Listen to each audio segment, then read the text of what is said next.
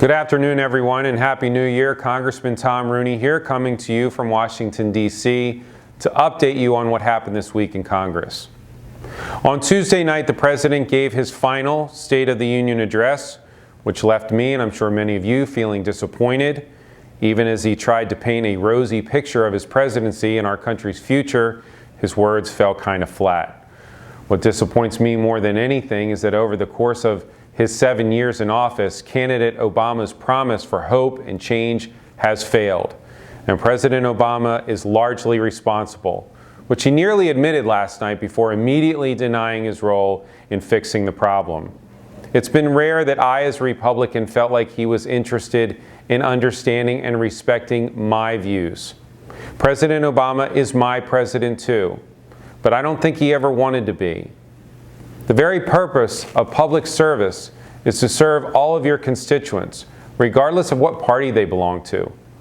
There will always be people that disagree with you, but you alienate them when you belittle their point of view and dismiss their real fears for the country. I wish the President well in his final year, but his speech did nothing to convince me that the hope and change he promised will ever become a reality. On that note, last week, President Obama released a series of executive actions aimed at reducing gun violence in this country.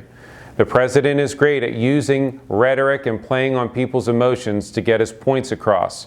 But I think that we can all agree that we want less gun violence in this country. Unfortunately, none of the changes in his executive actions would have prevented any of the horrific shootings that have happened recently, which makes the President plan nothing more than a bunch of political rhetoric.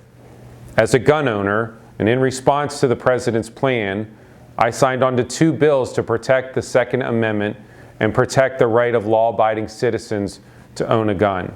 The first was H.R. 4321, the Separation of Powers Restoration and Second Amendment Act, which halts any actions taken by the President that violate the Second Amendment and establishes standing for the Congress to challenge these actions in court.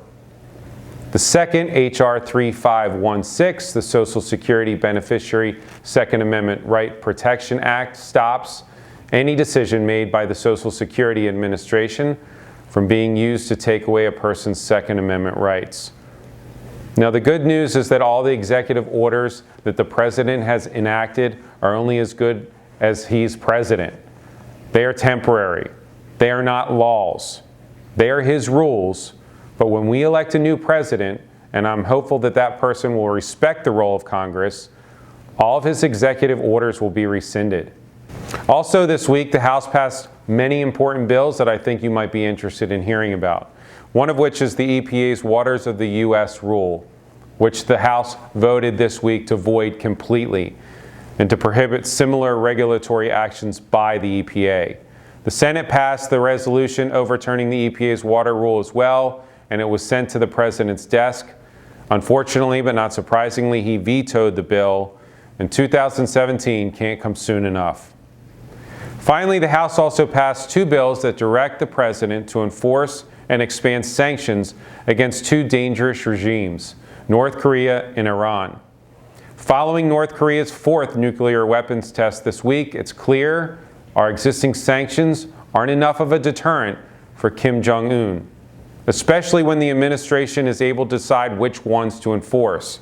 This bill we passed this week requires the President to enforce sanctions against any country, business, or individual that contributes to North Korea's nuclear and ballistic missile development. Speaking of, the House also passed a bill to prohibit the President from giving Iranian individuals and banks relief from sanctions, which he plans to do under the nuclear deal he signed, until he can absolutely prove to Congress and the American people that those people do not support terrorism or Iran's ballistic missile program in any way. You may remember that I voted against supporting the Iranian deal. Thank you all for taking the time to listen to this message. I hope that you and your families have a great Martin Luther King Jr. holiday weekend, and I'll see you in 2 weeks.